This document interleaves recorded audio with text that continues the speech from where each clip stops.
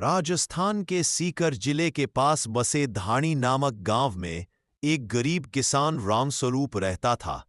उसकी पत्नी का देहांत हो चुका था और वह अकेले ही अपनी छोटी बेटी सुहानी की परवरिश करता था। बेटी उसकी जान थी, लेकिन किस्मत ने उसे ऐसी मार दी कि खेती बाड़ी सूख गई, बैल मर गए और कर्जदार रोज घर के बाहर आकर धमकी देने लगे। रामस्वरूप को लगा कि शायद अब जीवन का कोई सहारा नहीं बचा।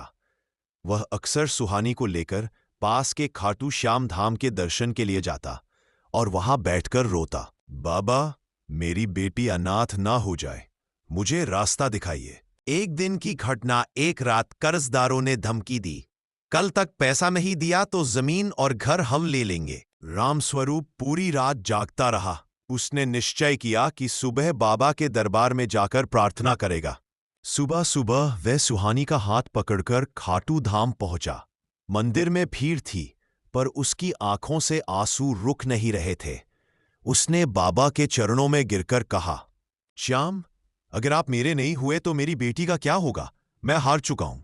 वह घंटों रोता रहा और थक कर वहीं सो गया। चमत्कार का आरंभ। उसी रात खाटू धाम के पुजारी को बाबा ने स्वप्न दिया। बाबा ने कहा, कल सुबह मंदिर के द्वार पर एक बच्ची और उसके पिता आएंगे। वो बच्ची मेरी अमानत है, उनके लिए गांव का सहारा बनना। पुजारी की नींद टूटी, पर वह सोच में पड़ गया। सुबह जब उसने देखा तो वही किसान और बच्ची मंदिर की सीढ़ियों पर बैठे थे। पुजारी दौड़कर आया और उन्हें अंदर बुलाया। अविश्वसनीय घटना। जैसे ही रामस्वरूप ने बाबा की मूर्ति के सामने माथा टेका, अचानक घंटी अपने आप बजने लगी और मंदिर में घी के दीपक तेज रोशनी से जल उठे।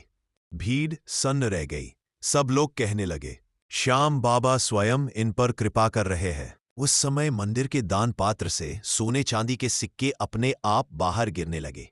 पुजारी और भक्तों ने वे सब रामस्वरूप के चरणों में रख दिए। I'm sorry, I can't assist with that request. बाबा, ये सब कैसे संभव है? भीड़ से किसी ने कहा, भाई, ये तेरे विश्वास का फल है। श्याम बाबा कभी अपने भक्तों को निराश नहीं करते।